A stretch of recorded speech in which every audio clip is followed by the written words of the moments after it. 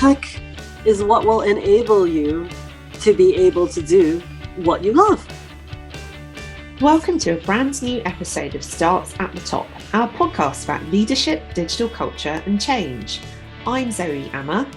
And I'm Paul Thomas. Our podcast brings you interviews with leaders from the public, private and third sector who are using digital to navigate uncertainty and forge a path to the future. In this episode, we speak to Wincie Wong, Head of Services Workforce Technical Capability at NatWest and co-founder of the NatWest Girls Can Code network. She is also a founding member of Tech She Can, a charity representing more than 230 corporates working together to increase the number of women in technology roles in the UK through education. So I think we thought that this week's episode was going to be a lovely companion piece to last week's episode with Beth and Kit from Tier Fund, where we again with Wincie discussed the importance of diversity of thought and perspective in leadership.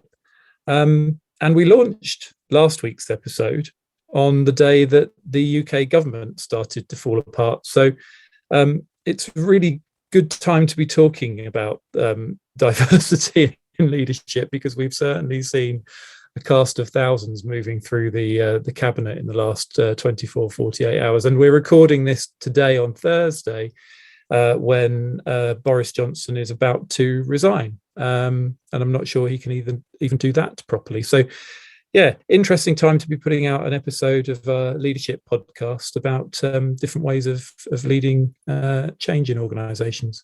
Very interesting times. And just to point out that for any listeners out there, that we're recording on the morning of Thursday, 7th of July. And this introduction is probably going to be out of date by the time we stop recording. Because given the pace of news yesterday, everything seems to be out of date as soon as you put it out there. I think there will, however, be some very big long-term questions about leadership that I hope will arise from everything that's happened, the constitutional crisis we're now in that has happened over the last few weeks, but also perhaps in some ways was almost inevitable given what we have seen here over the last year or so. And I do think there are some big questions to be answered about who we select for power, why we select them for power, and the assumptions we make about people from certain backgrounds and the fitness to hold power. And of course, the accountability that there is for the office of Prime Minister as well, where from what I can see, it's actually very hard to get rid of someone who is not performing in role. And it shouldn't be this hard. If he was the CEO of the company and he wasn't delivering, then the board would have got rid of him a very long time ago. Yeah, I think his appraisal is probably could do much better. Certainly, if he was in the corporate world, as you rightly say, he'd be gone. And I think there's something weird, isn't there, that he seems to be approaching this in an almost presidential way, where I have a mandate from the country. No, you don't. Your party has a mandate from the country. We elect MPs. Your MPs work with you. You are their elected leader, not our elected leader. So I think it's certainly sort of him hanging on by his fingernails is a little bit annoying, and he doesn't even seem to be able to resign properly. Interestingly enough, I was listening to Women's Hour this morning. I was listening to Six Music. We were having a conversation about music and our favourite Bicep being on the radio. And then you said that you were listening to Radio 4, and I thought I ought to be listening to Radio 4 as well. So I tuned into Women's Hour, and one interesting interview that came on, and they didn't really talk about it in too much detail, but something to come out of one of the interviews was the amount of interest this organisation, so it was a women's conservative organisation, the amount of interest they had in the last 24, 48 hours from women. There was a tweet yesterday as well. I don't know whether you saw that tweet. We'll have to dig it out. I can't remember, but it was basically somebody saying, women of the UK get together. We're organising school fetes, and we're kick-ass at it. And we're doing all this stuff. We're sitting at home and we're screaming at the radio and the TV saying we could do a better job here. And it seems to have had a knock-on effect for at least this political organisation that was saying the amount of inquiries from women who were saying, actually, I think I could do a better job here, or we could do a better job here, coming forwards and saying, how do we get involved, was really interesting. Amazing. Yeah, I mean, it's an interesting way of improving diversity, isn't it? Get an old Etonian into the job who performs so poorly that he sets the bar so low that women who notoriously underestimate their capabilities to do a job, unlike men, put themselves forward. So if that is the legacy that Horace leaves behind, then perhaps that has been a very good thing. It's a great legacy, isn't it, for somebody that's worried that he's not going to have one. And I heard somebody also say, you know, he'll be quite fearful this morning of his future. And I thought, he'll be fine. Like, you know, there'll be a bit of fallout for a little while, and he'll disappear off, and he'll be back on Have I Got News for You before you can say Boris. And it's just a bit of a shame that it sort of got to this point where it's become, I think, an embarrassment. Well, it's been an embarrassment for a long, long time, but it's a global embarrassment as well. Somebody also said that President Putin will be clapping his hands with glee this morning that this is happening. This vacuum of power. Who's actually running the country at this precise moment? We've got members of the cabinet who are refusing to resign because they're so concerned that the job that they're actually doing at the moment, for example, in defence, is so crucial. That they can't sort of leave their post. They can voice their opposition, but they're fundamentally sort of trying to cling on and hold on. But it's just a complete mess, isn't it?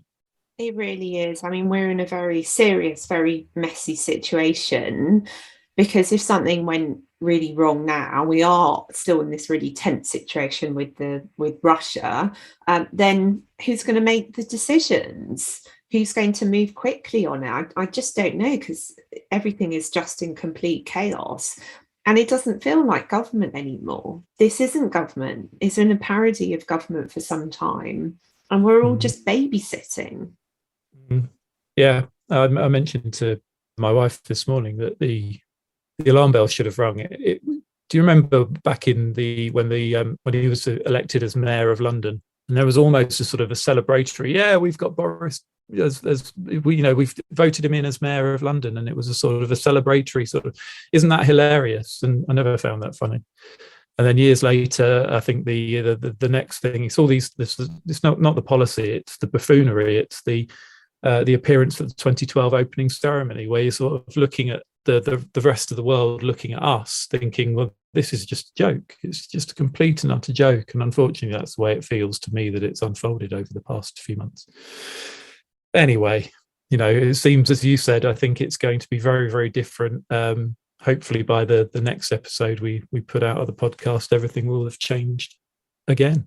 Most likely. And in fact, no doubt, based on what we've seen over the last couple of hours this morning, things are inevitably going to change at pace. And like you say, I think that who's in power, who's holding power, and who is accountable is a very serious matter, especially when you get to very senior roles. And I hope that the stories we've put out there in Beth and Kit's Digital Leaders Job Share episode, and then Wincie's story that we're going to hear today as well, inspire people to think differently about what power looks like and why we need to share it more widely and offer it to people from different backgrounds and design different ways for people to hold power too. Yeah, and I think that's true of so many of our 30 plus episodes now. We've looked at so many different aspects of leadership that it just shines a light on bad leadership. We've seen so many examples of people doing things differently, doing things well, doing things courageously, and it just doesn't have to be the way that we're seeing now. It doesn't need to be that example that we follow. It can be the example of all these great people that we've had on the podcast. It really can be. And I think what has been really interesting about the last 48 hours or however long it really feels like 10 minutes, to be honest, and also what's been going on in France with Emmanuel Macron, is that if we look at these two leaders who in many ways represent the establishment, I would argue, in their respective countries, the ways in which they are trying to hold power and exercise power, I feel that they come from the very pre-pandemic ways of leading. It's all about command and control. It's all about my way or the highway. And as we've seen with both of them, their supporter base is eroding. And actually, those ways of leading and governing, they don't work anymore in this new world. They really don't. Yeah, and new ways of thinking. I know she's come under criticism in New Zealand for some of the response to the pandemic, but just the role that Jacinda Ardern played for that country, completely and utterly different, a seismic shift compared to what we were seeing at the time from the US, from the UK, from the big world powers. Interesting to see how that model could sort of influence the way that we do things here. But yeah, time for big change and hopefully a reaction over the next few months as we really do sort of say, right, enough is enough. It's not just the cutting off the head. It's really the whole system has to change. Absolutely. I agree. And I think there's some big questions about the Constitution as well, but we really are pushing the boundaries of a digital leadership podcast if we think we can come to that here. Anyway, now for our conversation with Wincie Wong, Head of Services Workforce Technical Capability at NatWest and co-founder of the NatWest Girls Can Code network.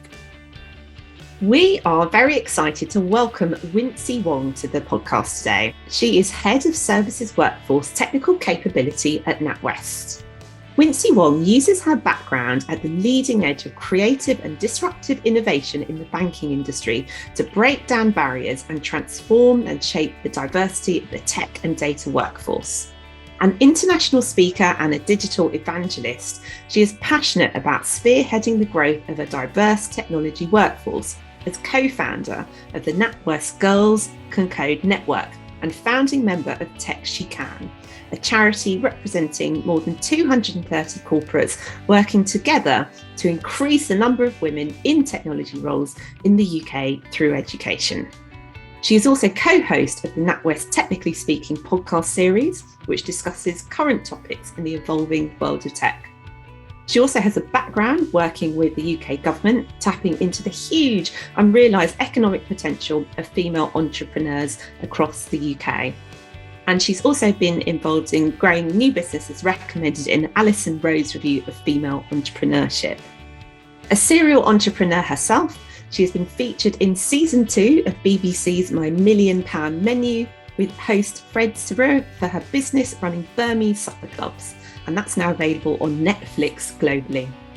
In 2019, she was named one of the top 100 most influential BME leaders in the UK tech by Inclusive Boards and the Financial Times. Having grown up in New York City, she spent the last more than 10 years across the pond in London, where she is passionate about making innovation useful for customers. Wincie, welcome to Starts at the Top. Thank you. We're so excited to have you here today and really interested to dig into some of the work you're doing around transformation and digital skills and encouraging more women into the world of tech and growing their potential. Can you tell us a bit more about what that looks like for you day to day and what your role involves and what you've got oversight of? Absolutely. So this is actually for me quite an exciting role. I am leading technical capability across our services area of the bank, which includes all the different digital and technology areas. What I am particularly responsible for is identifying what are the technical skills that we are looking at. So creating a skills taxonomy, also using that to manage our skills and create talent pipeline and retain talent.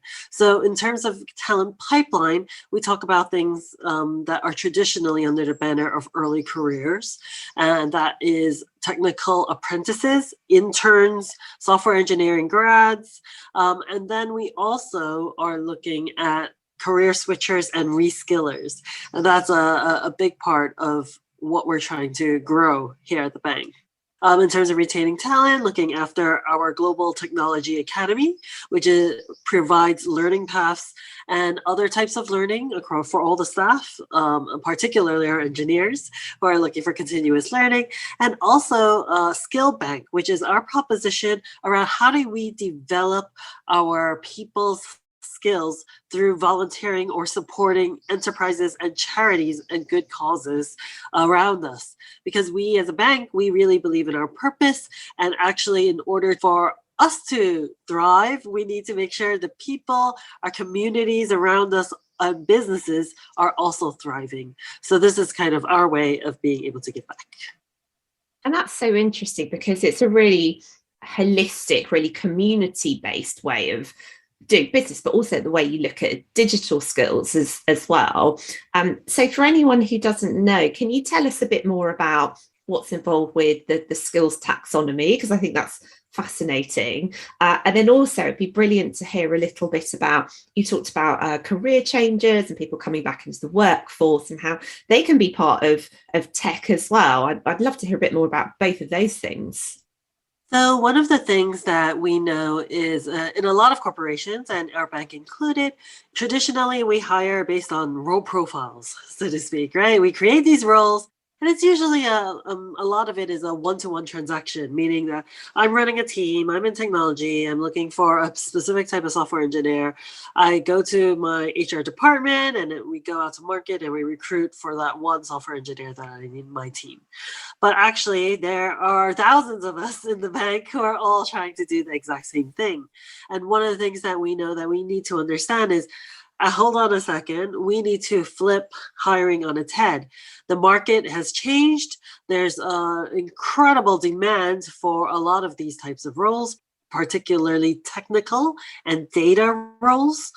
Those have always been around, but they have just fired up. And in fact, I saw a stat yesterday to say that by 2025, there will be 3 million of these jobs across the UK, but actually only a small percentage of them will be able to be filled by, for example, graduates. I think there's maybe a couple 100K, 125K or so that are maybe graduating in that same year in order to be able to fulfill some of these roles. So we need, so there's a war on talent, and there's also a whole load of things that the pandemic brought upon. People are definitely a lot more selective when they go to choose the type of role that they want to and the place they want to work for. So in terms of a skills taxonomy, what we want to do is very much identify what are the skills we're trying to hire en masse, across the piece. So rather than focusing on that one manager who's looking for that one engineer, let's look at all the whole thousands. Let's look at all of them and to see what exactly are the skills that they are requesting to bring into the bank. And the reason that's really important is because that helps support us on a lot of things in terms of planning, for example, for the future. So to give us a foundation to say that, hey, next year when we go through a budget cycle, for example, and I say, I'm going to need, based on my churn levels, based on all this, I'm going to need 100 engineers in this part of the bank.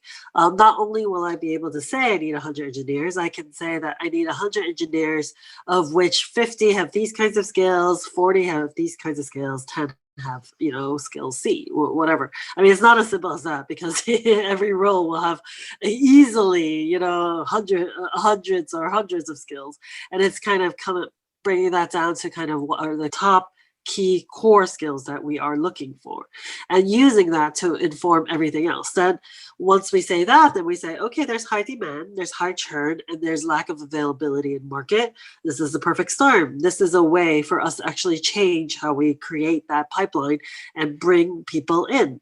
So one of the sources with which we're doing that is with reskilling program, career switcher program.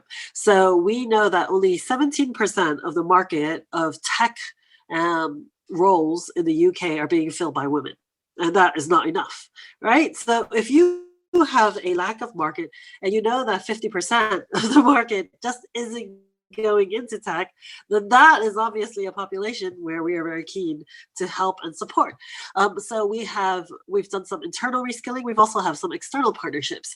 One of the partnerships we have is with Code First Girls, who is prolific in this area, in particular bringing in female coders. And through that sponsorship, we've trained up over 2,000 women how to code in intro to coding classes. And from there, we've been able to select a number to come into the bank. And actually, just for example, I really want to bring this to life because it's not just about numbers and bringing heads in and doing work, but it's about these people and the changes in their life that it's brought about. So just last week, we were talking to someone who is a NatWest software engineer now, and she was a stay-at-home mom, librarian before that, and 43. And during the pandemic, she just kind of said, well, my very small world just all of a sudden felt a lot smaller. That's what she said. And she found her way onto Code First Girls or onto coding, Code First Girls, something clicked in her head and she made it all the way through. And now she's a NatWest software engineer. And what's even better, she is saying that, oh, she's bumping into people now that she hasn't seen in years because everyone's been in lockdown.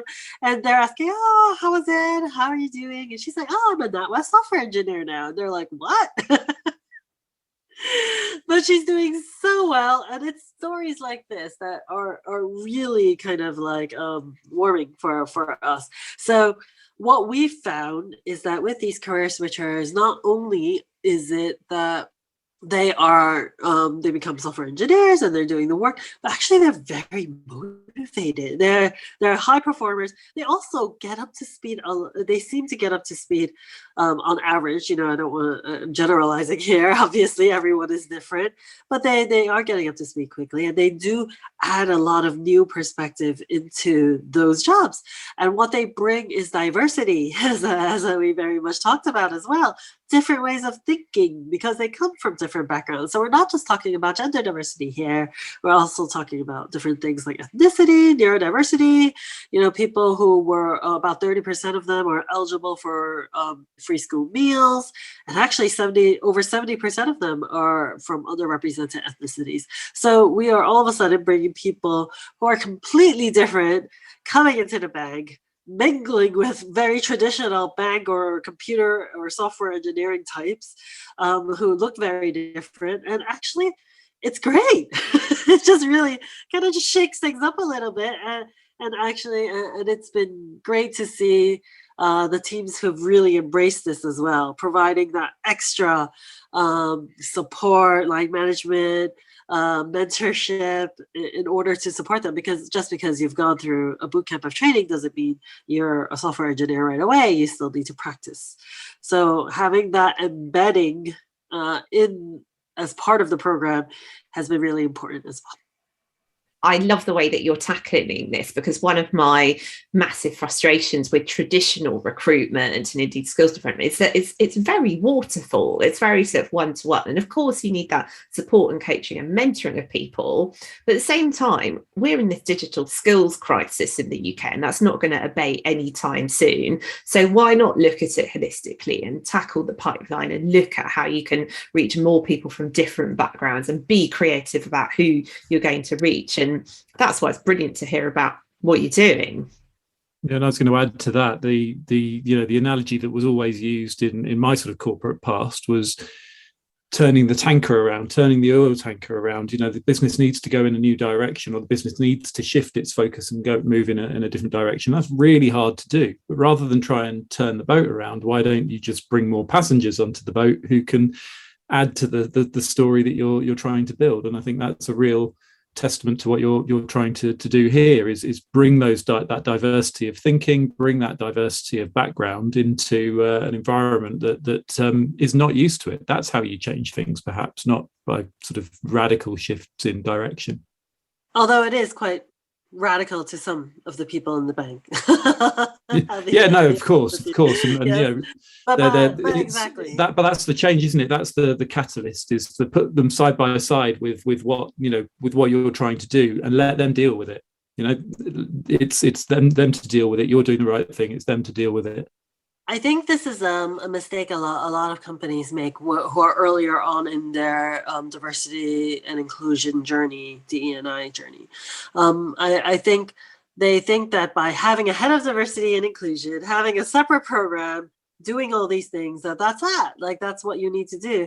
Whereas really, you actually have to put commercial impact on what you do. You have to actually federate that to everyone. So everyone plays a part in making sure that that happens.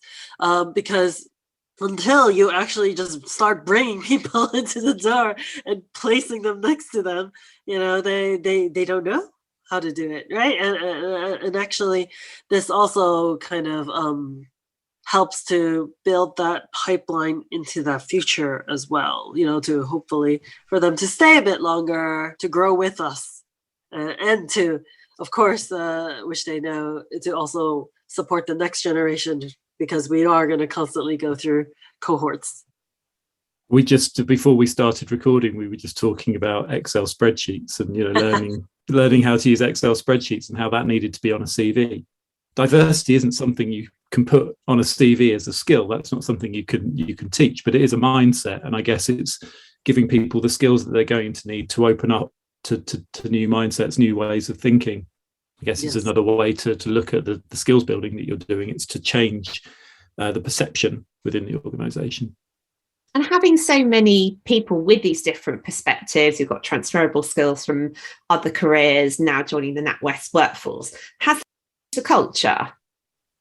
I mean, massively. I mean, I think it's just it just depends on the team. I mean, everyone's different. They've all gone to. By the way, I wouldn't say that we hired a bunch of career switchers and reskillers and we put them all into the same team.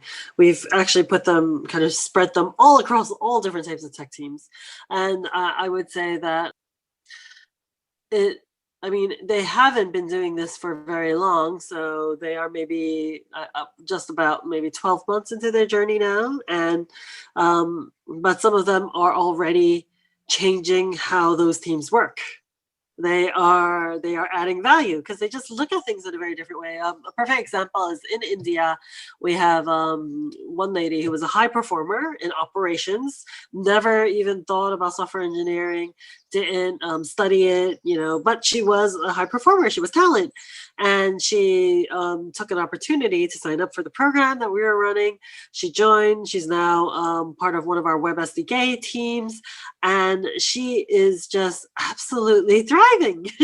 She's also got a tremendous amount of that particular line manager has also given her a lot of extra support to make sure that she got. But as soon as she was up and running, she was starting to pick up tickets, deliver things. Not only that, she's also changing how they're looking at them because she has that operations background.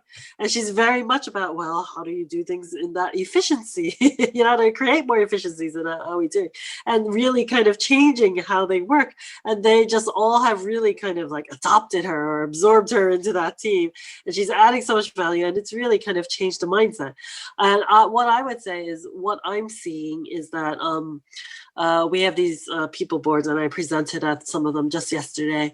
And originally, when the idea first came out, there was probably a lot more resistance to the idea, to say that, oh, well, but if you gave me someone who's a reskiller, then they wouldn't know anything, and I would still have to hire someone else in to kind of cover for them to do the work while I spend all this time trying to train them up.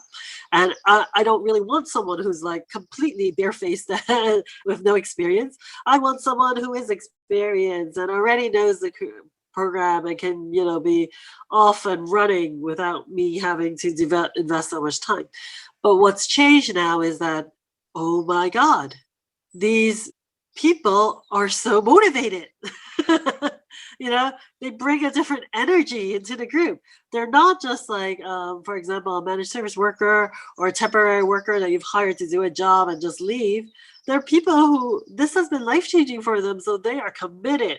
They're doing a lot of self-led learning on their own, and they're saying, look, it does take a lot of investment and time, but the reward you get is so much more because you have people who want to do it, and that just makes such a big difference in terms of how they approach. And we're happy to kind of now do a little bit more training. So it's not so that's kind of opened the doors a little bit more. So I'm slowly waiting. It's not long now, I think, before the floodgates start to go. Which is exciting in itself, isn't it? Really making progress on that journey. And one of the things we talked about when we spoke a few weeks ago was how you support individuals when they make that transition. So your example of this amazing woman who's gone from being an absolute high flyer in operations to being a software engineer. We talked a few weeks ago about how you're going from perhaps being quite in a quite structured work environment to one where there's a lot of ambiguity, you're working to agile methodologies and all those sorts of things. How do you support people in making that transition? Because it's a mindset shift and way of working shift as well, isn't it? A huge one. So for another example I have is that someone who's actually absolutely brilliant. He started out as a relationship manager in a branch, so working our shop floor, our version of a shop floor, and he's used to, on a daily basis, he has to sell this many, widgets or whatever, and he's targeted, and his job is, very straightforward in terms of what he needs to do. But it's very relationship space, is meeting his clients, his customers, all of that. Then all of a sudden, he's, not only gone through this whole boot camp, this whole program, and is now a software engineer. I think, when they told him, this is what you have to deliver, come back to me in 2 weeks. And it just blew his mind. He's just sitting there. He's like, what? Like, what do you mean 2 weeks? Like, how do I do that? Like, it actually literally, he had to change how he thought and his mindset. And because it was that big a shift for him to think about. So we're very conscious of this. We provide, at the bank, we provide a lot of mental health support in terms of giving them a place to go if they need to chat. We also ensure that, there's a collegiacy that happens between, connecting all the cohorts, making sure there's a community that they can rely on, people who've been through the same thing, supporting each other. We also provide a lot of additional support, providing mentors, coaches, technical mentors as well, very importantly, to take them along on that journey. And not saying we're perfect. We don't have all the answers, I would say. Yeah, we're still learning in terms of how it works. But I would say that if anyone is looking to endeavor upon this journey, do not just think about the technical skills side of it. Please do not forget about how much coaching, how much embedding, how much mental health support actually that you need to provide for these people. And different people will need different levels of support depending on what they were doing before. So some will need hand-holding throughout the whole process. Some won't need it at all. They'll just find what they were always meant to do and go flying is probably what I would say. Yeah, definitely. I think it's so important to have that because it's a big kind of life event, isn't it, when you're making that much of a significant career change, effectively. And speaking of career changes and digital skills, we'd love to hear a bit more about Tech She Can.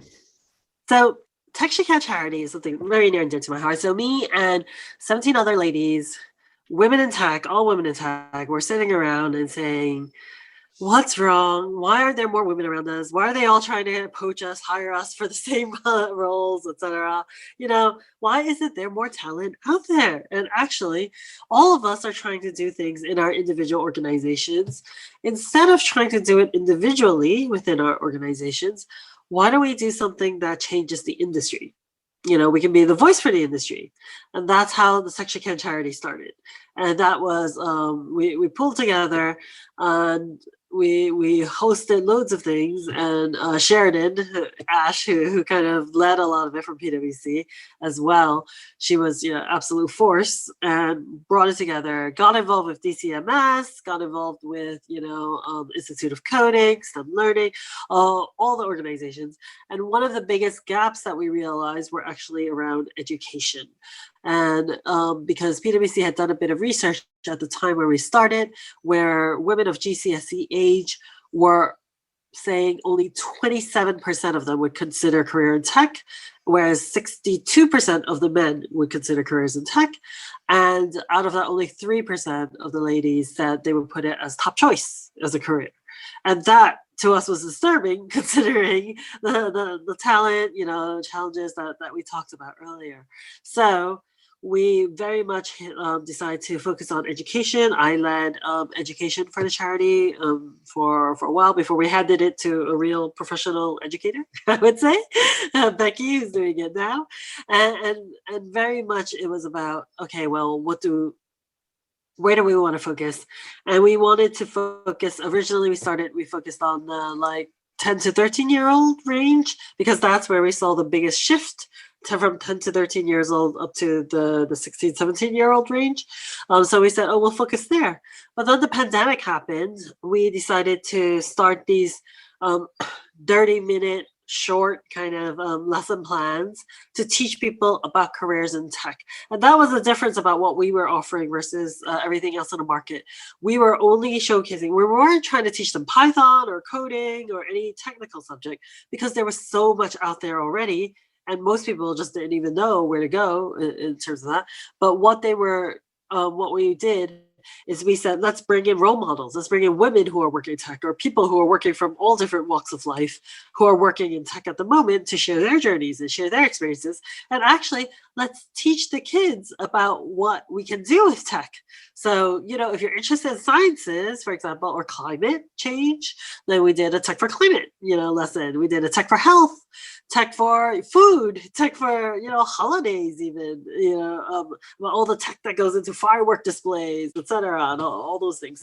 And that was when we started seeing this dramatic shift. We overnight, I think we had 10,000 people then all of a sudden joining into our weekly new lessons that we were launching. And now we're doing it monthly instead, and we have animated lessons as well. And we saw a marked difference in the students, in their eyes, in terms of what they thought tech was. I think I remember seeing one child, she drew, someone who works in tech, before any of our lessons, she literally drew this stick figure man in a brown suit with a pocket protector, calculator, glasses. And when we talked about attributes, she said, oh yeah, he sits in the basement somewhere in a dark room, has no friends. And he's just a bit awkward, it's that's literally what they drew. I was like, oh my God, this is at this young age, they already have these kinds of stereotypes. And then after the lesson plans that we did trials across some schools around the country. And after I remember she drew this little superhero lady. She pretty much drew herself wearing a superhero cape with and she's like, I'm going to be a social media manager.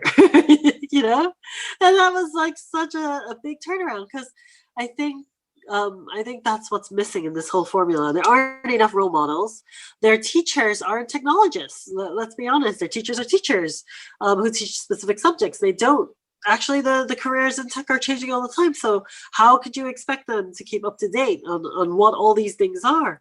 A child might like to use an iPhone or an iPad or something, but actually not thinking about who are the people who have developed them, or actually drew those characters, or actually pulled them together, made the stories, or wrote those stories, or wrote the text for it, and all of that. So bringing a lot of that to life was what was different, I would say, with us, and which is how we've gotten traction. And now we have kids as young as 5 joining our lesson plans, and all the way up to teenage years.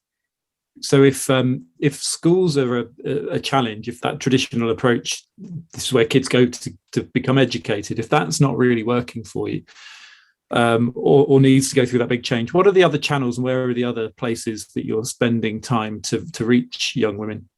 Well, we are going to all the schools. I mean, we've rebadged, we market the lessons as Tech We Can, so that, it's inclusive. It talks about kind of everyone being involved.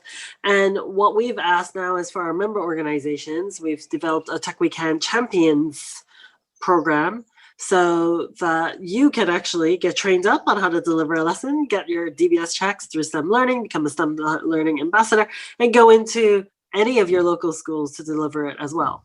So as part of, to support, I would say, the school systems in terms of reaching out to kids.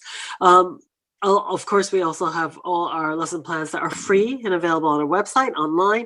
And that's actually where we've found where I think was it, over 25 countries in the first 6 months, people from 25 just started tuning in to our lessons because they just hadn't seen anything like it. And even though we're very much still focused on the UK, in the UK schools, it's gone. And now we're kind of in the early stages of now shaping how many, what are the areas we want to target? Where do we want to focus in on? We definitely want to focus on the schools that are underprivileged, but we know that a lot of them don't have tech in the school as well, the ones that are underfunded, and maybe in more marginalized communities, so to speak. And what we've developed are these low tech test lessons, and a lot of it is about enabling the schools. So teaching the teachers and giving them lesson plans that are low tech or no tech to still be able to give the lesson plans. So we have a low tech, a medium tech, and a high tech kind of lesson plans that are also available for free for any teacher to kind of come. And we are kind of aiming for educators around the system all over, is what we're focused on. And what we find is that a lot of our member organizations, including NatWest, who are strategic sponsors of Can, NatWest has a load of programs that are in probably something like 80% of the schools across the UK and reach quite a number of students. So using a lot of those networks as well as our own staff who are open for volunteering to actually go into the schools and deliver lessons themselves. We're really interested, actually, and I think we should share some of these details with our listeners. So we will and put them in the show notes and maybe highlight them in a better way. But I think one of the things I've struggled with is this sort of idea that digital transformation, all of these things to big organizations can be quite frightening, or they're sold in a frightening way. They're sold in it's more about risk and changing to keep up than it is about excitement. And I think putting that excitement in to people's purview as a child, I can think of all of the kids in my 10-year-olds class, for example, who would absolutely love to have that, and they don't have that in the current curriculum. They don't have that at that age. Yet they're only really 4 or 5 years away. My eldest, who's 13, is only a couple of years from actually making the choices in his subjects that are going to be the focus for his future. And he's not at 13 in that place yet to understand what might be available to him. So I think it's the urgency of it, to my mind, is brought into sharper relief because I have kids of that age who probably aren't thinking of this stuff in the same way as you're painting it. So it's really, really important that we get that right. And I think for Zoe and I, running businesses, the businesses that we run, and being those influential voices within our networks as well, that there's a job for us to do here as well, hopefully alongside you. 1,000%, absolutely. So being able to spread the word, getting people to get involved, and also to be perfectly honest, I've watched every single one of the lessons because I am obviously as part of Techica, and I've learned something from every lesson, and I am a technologist as well. So that's what I would say. I didn't know that scientists look at penguin poo from space in order to track patterns, and all these random facts and things that you don't realize. But if you have an interest in animals or natural sciences and things, actually realizing that tech is what will enable you to be able to do what you love. I think it's so brilliant, the work that you're doing there, because it's frightening how these stereotypes really start to take hold very early on. So my daughter says she's 9, she loves tech, she loves maths. But the other day she said to me, "Mummy, can you only run a tech company if you're a man?" Because she's looking at people like Elon Musk and Mark Zuckerberg. So as soon as she said that, I went out and bought the Ada Lovelace book. It's one of the Rebel Girls series. And we've just talked so much about it. We're reading it together. We just finished it last night. She absolutely loves it. And we just talked about women in tech and how, you could do it and growing your skills. And I can see all these lights going on in her head where she's thinking, yeah, I can do this thing and I am the future. So the fact that you're giving young people that really clear pathway to success and showing them what's possible is brilliant. And this is very personal for me as well. So I grew up, in terms of my story, I grew up in a non-English speaking household in New York City, and with not a lot of money. But my mother, I remember from a very young age, always said, computers will take over the world. You need to understand that. So while she was working in a garment factory, I was in the coding class next door that she signed me up for, which was her version of childcare, I think, at the time. And and so I started, and I was building my own websites before there even were websites. I remember when they were just like a bunch of links and you would have to download a photo to look at it. All these kinds of things from a very young age. I was always very good at maths. I went to the top math and science school in New York. And I ended up being an accountant. That's probably what I studied. And because I was good at math. And why would I go into computer science? Because I don't see any women there. In fact, it was my brother would kill me for saying this, but he was the one who ended up being a computer engineer. And to be perfectly honest, his maths are very lackluster. And and he struggled a lot in his studies. And he actually ended up going to night school to be a chef. And he cooks phenomenal food. So so he definitely, he's now a real estate agent. And he found a long way into kind of like what he should have been doing from the beginning. And actually for me, I was an accountant and I first joined the bank 13 years ago as a finance director, looking after a real estate book and looking after structured finance and all these other kind of really technical books. And the light bulb moment went on and I made a career change. I'm a career switcher myself. I moved into digital, I started running digital teams. And this was back when our digital team there were only like 20 people on there. And now there's thousands in that same team that I left. And I just remember feeling like everything fell into place. And even my friends told me, they're like, oh, you're finally doing a job that suits you. And I was like, what does that mean? I spent my whole life as an accountant and a really good one at that, I'd like to say. They were like, no, this is just, this is what you, this is you, this is what you, and your personality and the type of thing. And I just absolutely loved it. I took to digital so quickly. And I just remember, when you feel like everything has fallen into place and then you're doing what you're meant to be doing. I think that's how I felt when I finally got into a tech job that I probably should have been doing my entire career. But I have many interests and many things. So I am not regretful at all of the background. However, the reason we started Tech She Can and the reason it's so important to me is because I want to find all those little ladies out there who maybe also from that same background and have that same ability, but because they don't see anyone else doing it, no one's opened their eyes to it, they all end up being accountants or humanities or God knows what else,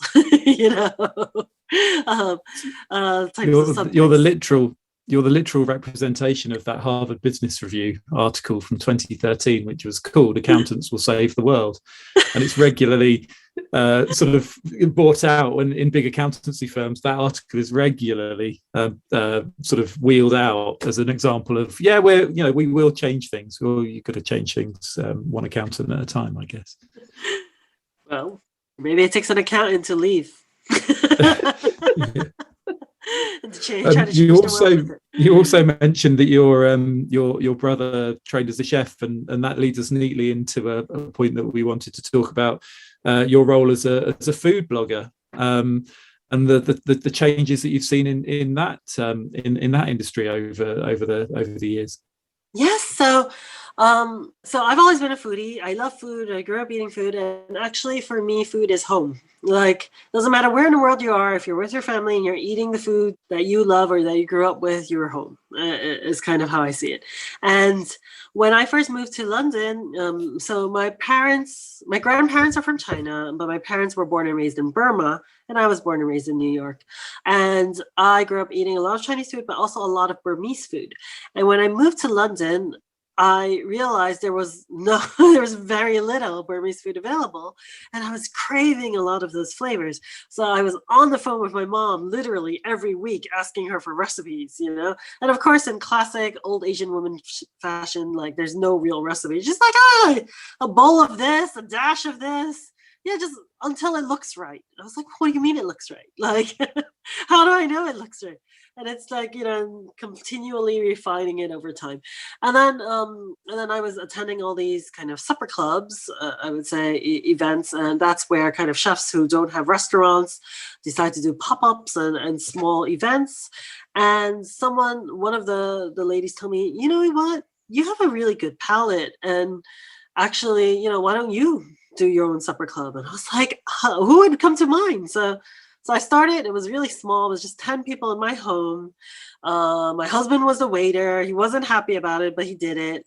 And it just grew arms and legs like overnight. And then all of a sudden, I was feeding 50 people. I had to go to restaurants or book spaces that were big enough to house the demand. I had to have sous chefs and all these things. And then somewhere along the way, then BBC called. And I remember thinking it was a spam call. I was like, no way, you are not the BBC. And they're like, no, we are. We saw you on Instagram and we'd really like to feature you on this show. And I was like, really? And then so anyway, and that's what happened. And then I ended up, and now it's on Netflix. So do watch Burmese Kitchen by Wincie on Netflix. Now, what has happened in the food industry, I think the pandemic has been really hard, I think, for a lot of people. And what I think people need to understand is a lot of people go into opening restaurants out of either need or desire and passion. And they're really good. They want to share the food that they know, or they really just need to make some money. And that's the only thing that they can think of. And oftentimes there are low barriers into entry in terms of creating a food business, which is good. However, I think the pandemic has shown that actually bricks and mortar isn't good enough anymore. A bricks and mortar business is one that will be unable to grow. Everything's changed. People's moving patterns have changed. People's living patterns have changed, and eating patterns have changed. If you were part of the pandemic and you weren't doing something like Deliveroo, or you weren't doing something like Dispatch, or one of those food delivery meal kits, etc., you literally would almost have no revenue. And coupled with now, where we have a lack of immigration into the UK and a lack of hospitality staff, hospitality salaries are going through the roof. I saw adverts for assistant restaurant managers that are higher than what a qualified accountant gets paid coming out after qualifications. And that's the reality of it. And so it's become something that actually is quite difficult to hire as well as tech. So the ones who have survived, the ones who have done well, are those who embrace this up front. We're able to be agile, dare I say it, and actually change how they operate, and actually be able to think wider and bigger. People who have really embraced social media as marketing mechanism, being able to look at different ways of delivery, of getting food to people outside of your immediate local space, because that's what it used to be. If you started a restaurant, you were a local mom and pop shop, or you're a local shop, and you would cater to your neighborhood. Now your neighborhood is no longer, either it's changed or it's not good enough, or it doesn't provide enough revenue for you to feed those salaries, those high salaries that you have to pay. So therefore you need to change your operating model and actually really think about that to succeed. And also, don't get me started in terms of tech for food, because there's loads of things going on in the NFT market, etc. Crazy things that you can buy NFTs for food now. So, or special passes for restaurants. And drinks and all those things. So I think it's an industry that's revolutionized. It's also an industry that has a tremendous lack of diversity in it. It's one of those odd areas that need a lot more. So I think I was lucky enough to have a food business on the side rather than as my main source of income, I would say, during this time. So being able to pivot and change how you build your business and how you look at it is critically important. No, I think it's absolutely right. And there's some real success stories, even locally here, one business down in I live in Hemel Hempstead, one business in our old town here that pivoted from a barber's into a putting fruit and veg outside, because they couldn't cut any hair, so they had fruit and veg on trestle tables outside, and now it's a full-blown urban grocers, which has a coffee shop and cakes and all sorts of different things, and it's just grown and grown and grown in reputation. That's just a very, very small example of somebody that saw an opportunity, but probably out of desperation. We can't do anything else. We can, though, sell some fruit and vegetables out the front of the shop that we're paying rent for, and that's how it starts. So thank you. That was a really nice way to end. That was amazing. Thank you, Wincie. We've talked about digital skills, we've talked about inclusion, we've talked about changing careers and what the future of the workforce looks like, and of course the amazing work that you're doing at She Can. And we've also talked about some fantastic food, and I now feel really hungry, so that's a nice reason for me to go and get a snack. So thank you so much for a fantastic conversation today. Wonderful. It was so nice to be here and to speak with you. Thank you. Yeah, thank you, Wincie. Thank you so much to Wincie for joining us on Starts at the Top. We hope to be back next week with a season finale, so stay tuned. And as usual, please leave us your feedback. If you use a podcast app where you can rate and review, please do so. And you can share your plans, ideas, or questions with us on Twitter. We're at Starts at the Top 1, and you can email us at startsatthetoppodcast@gmail.com. And we'll hopefully see you next week. See you next week.